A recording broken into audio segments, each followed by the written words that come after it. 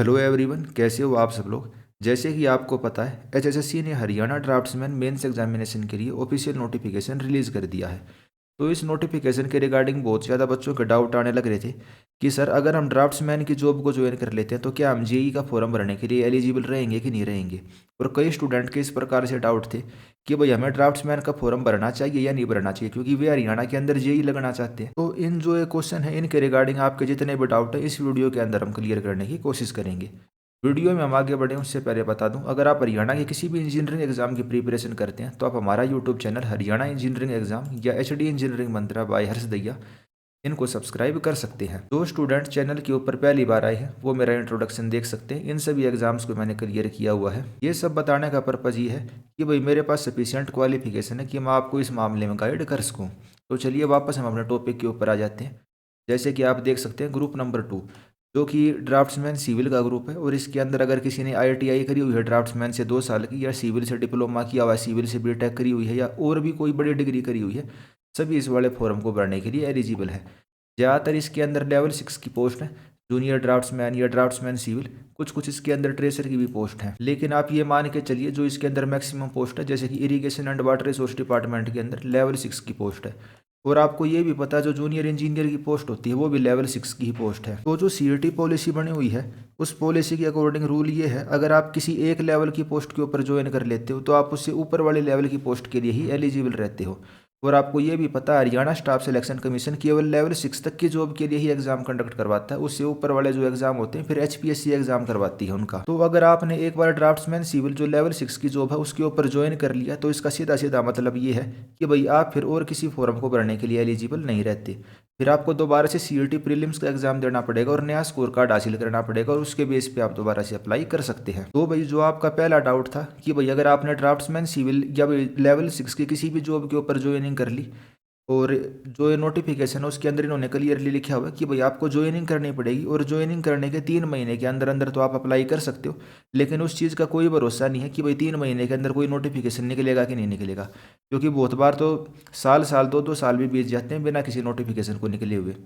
तो आप यही मान के चलो एक बार आपने ज्वाइन कर लिया लेवल 6 की किसी भी जॉब के ऊपर तो आपको दोबारा से सीईटी का पेपर देना पड़ेगा, तभी आप फॉर्म भर सकते हैं। ये वाला डाउट तो मेरे हिसाब से आपका क्लियर हो गया होगा। और जो एचएसएससी के चेयरमैन है हिम्मत सिंह जी, उन्होंने भी सोशल मीडिया के ऊपर एक पोस्ट डाल के इस चीज़ को बताया था। सीईटी पॉलिसी के अनुसार अगर कोई अभ्यर्थी सीईटी स्कोर के आधार पर किसी पद को ज्वाइन करता है तो ज्वाइन करने के 90 दिन के बाद वह सेम पे स्केल की नौकरी के लिए योग्य नहीं रहेगा। तो जो चेयरमैन साहब हैं उन्होंने सेकंड पैराग्राफ के अंदर इस चीज़ को क्लियरली लिख दिया, अगर आपने ड्राफ्ट्समैन की पोस्ट के ऊपर ज्वाइनिंग कर ली तो 90 दिन के बाद आप जेई के लिए एलिजिबल नहीं रहते, क्योंकि जेई भी लेवल 6 की है और ड्राफ्ट्समैन भी ज़्यादातर डिपार्टमेंट के अंदर लेवल 6 की जॉब है। फिर उन्होंने लिखा है लेकिन उससे ऊपर के पे स्केल की जितनी भी नौकरियां हैं उन सभी के लिए वह जब तक वैलिड रहेगा जब तक सीईटी स्कोर वैलिड है।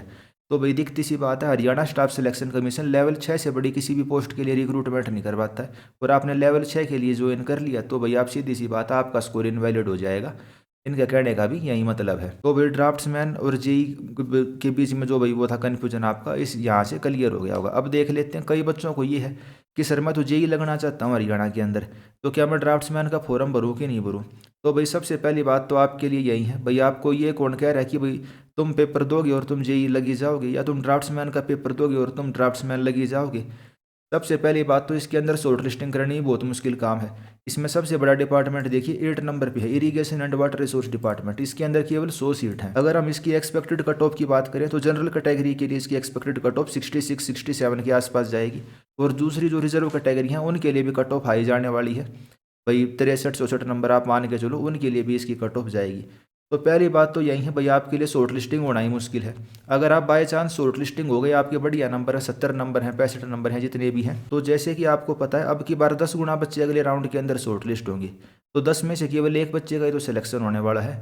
इस चीज़ की क्या गारंटी, केवल आपका ही सिलेक्शन होगा, और जिस बच्चे का भी नाम आएगा वो पूरी मेहनत से और पूरी तैयारी करके ही पेपर देगा। तो इस चीज़ की कोई गारंटी नहीं कि आप शॉर्ट लिस्ट हो भी गए तो आपका 100% पेपर में सिलेक्शन होगा ही होगा। तो भाई मेरे कहने का मतलब तो आप समझ ही गए होगे। मेरे कहने का मतलब बस यही है, आपको फॉर्म भरना है इसके लिए, ठीक है। अगर आप इसके अंदर एलिजिबल हो जाते हो, शॉर्ट लिस्ट हो जाते हो इसके अंदर ड्राफ्ट्समैन के लिए, तो बहुत बढ़िया तैयारी करते हुए पेपर देना है। और अगर रिजल्ट के अंदर भाई लक से ही आपका क्लियर होगा और जो आपका हार्ड वर्क है, मेहनत है, उससे क्लियर होगा। सरकारी नौकरी का फॉर्म पास करना कोई इतनी आसान चीज़ नहीं है। तो भाई आपको क्या कर लेना है, आपको उस वाले के ऊपर ज्वाइनिंग कर लेनी है। आपको इस चीज़ का वेट नहीं करना कि भाई मैं इसकी ज्वाइनिंग नहीं करता और मैं जेई का फॉर्म भरूंगा, ठीक है। अब मेरी तो यही सलाह है, अब आपको सलाह माननी है तो मानना, नहीं मानना तो मत मत मानना। ऐसा मैंने क्यों कहा, ऐसा मैंने इसलिए कहा, सपोज करो जून के अंदर ड्राफ्ट्समैन का रिजल्ट आया और आपने ज्वाइन कर लिया, ठीक है। तो जो आपका सीईटी का स्कोर है, यानी कि जो आपने 2025 में पेपर दिया, वो आपका क्या हो जाएगा, इनवैलिड हो जाएगा। लेकिन चेयरमैन ने या भाई पॉलिसी के हिसाब से जो आपका सीईटी का पेपर है वो क्या होना है, हर साल होना है आपका पेपर। और सपोज करो 2026 के एंड में सीईटी का पेपर दोबारा से हो जाता है और आप नया स्कोर कार्ड हासिल कर लेते हो, तो आप जेई के लिए क्या हो जाते हो, एलिजिबल हो जाते हो। तो आप जेई का पेपर भी दे सकते हो और भाई किस्मत बढ़िया रही तो आप इसके अंदर सिलेक्शन भी ले सकते हो। फिर आप कहोगे सर इस चीज़ के क्या चांस है कि भाई सीईटी का पेपर हो ही हो, तो भाई दिखती सी बात है, पिछली बार 3-4 साल में एक बार पेपर हुआ था, अब की बार भी कोई ऐसी खास उम्मीद है नहीं कि आपका सीईटी का पेपर हर साल होगा। तो अब आ जाती है दूसरे वाली बात, ठीक है। भाई आप ड्राफ्ट्समैन का फॉर्म भरो नहीं इस उम्मीद में कि भाई मैं तो जेई के लिए शॉर्ट लिस्ट होऊंगा और जेई की तैयारी करूंगा मैं, और पता चले जेई की जो कट ऑफ है प्रीलिम्स एग्जाम की, वो ही कट ऑफ 75 नंबर पे चली जाती है, सीट आती नहीं जेई के अंदर, बहुत कम सीट आती है। तो आप तो ना तो ड्राफ्ट्समैन के रहे ना आप जेई के लिए रहे। और सपोज करो कि भाई जेई में आपका शॉर्ट लिस्टिंग में नाम आ ही जाता है, मान लो 65 कट ऑफ चली जाती है जेई की, जो प्रीलिम्स पे अगले राउंड के लिए जाने की कट ऑफ होती है। तो भाई जैसे आपको पता 10 में से केवल एक बच्चे का ही सिलेक्शन होना है, तो इस चीज़ की क्या गारंटी कि आप 10 में से एक आप ही का नाम हो उसके अंदर। तो मेरा तो यही कहना है भाई आप ड्राफ्ट्समैन का फॉर्म भरिए, बढ़िया तैयारी करके पेपर दीजिए, रिजल्ट आता है तो उसके लिए ज्वाइनिंग लीजिए, ठीक है। किस्मत बढ़िया रही तो दोबारा पेपर हो जाएगा और आप जेई के लिए एलिजिबल हो जाते हो। और दोनों लेवल 6 की जॉब है, ऐसी कोई वो बात नहीं है कि भाई जेई बहुत बड़ी पोस्ट हो ड्राफ्ट्समैन बहुत छोटी पोस्ट हो, बराबर सी पोस्ट है, 19-20 का ही फर्क मानिए। सैलरी तो खैर बराबर है ही, लेकिन भाई आपको पता है ड्राफ्ट जेई सीनियर होता है ड्राफ्ट्समैन से, ऐसा बाकी कोई ऑफिशियल रूल नहीं है, ये मैं वर्क प्रोफाइल के हिसाब से और इन जनरल आपको बताने लग रहा हूँ।